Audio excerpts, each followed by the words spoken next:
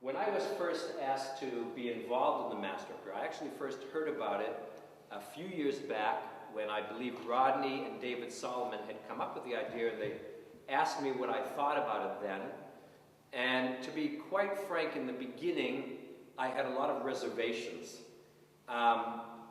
Number one, I was studied many years in Israel in the Rabbinical Academy, and you are trained to understand that Hebrew, and especially the Hebrew words used for prayer and are recited daily, have a certain sanctity to them. And it seemed to me that at some level I was concerned that it might appear to be a satire or a mockery on the value of prayer. After all, when you see like 10 computers praying, the first thing that comes to your mind is, well, is that kind of making fun of what people do? Are we all like robots there that do this automatic prayer? And the second thing that I thought of at that time when I first heard about it was, well, what would be the, Jewish community's reaction? You know that there have been controversial works that, I don't know, I can recall the one in New York that was of Jesus, that created a very negative reaction in the Christian community. And I thought, likewise, well, what would Jewish people think? They might not like it. And at that point, when it was mentioned to me, it was just to ask my opinion, and I was not so forthcoming at that time.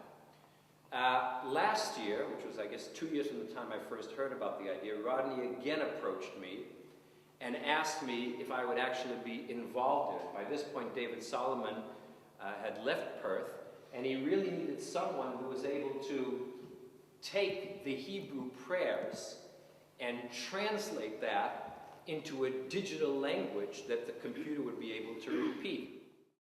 What you're seeing here, really, when you look at the text, is basically the afternoon service, which is the most condensed service. And when this is actually in playing mode and you can hear it, it's not a recording. What has been done is that each laptop has been programmed to respond to the Master of Prayer.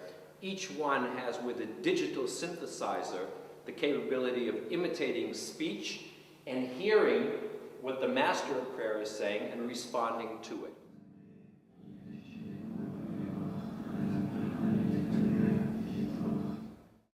I'll tell you the truth, that first night when we put it together and had all the computers connecting, and they'll recognize each other, right? Because they have, I don't understand the technology. They'll recognize each other, and I'll let them decide who they want to be the Master of Prayer. And if they can't decide, we'll decide for them.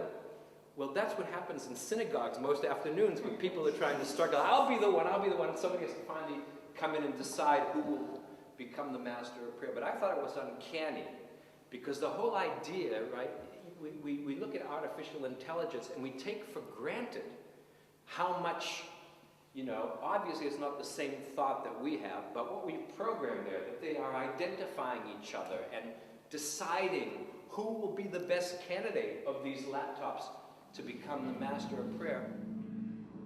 Does this inanimate object that can't think and doesn't have a soul and doesn't really know the meaning of the words in the way we do, does it nonetheless pick up or take some level of sanctity in doing so? I don't know. These are questions that kind of remain unanswered.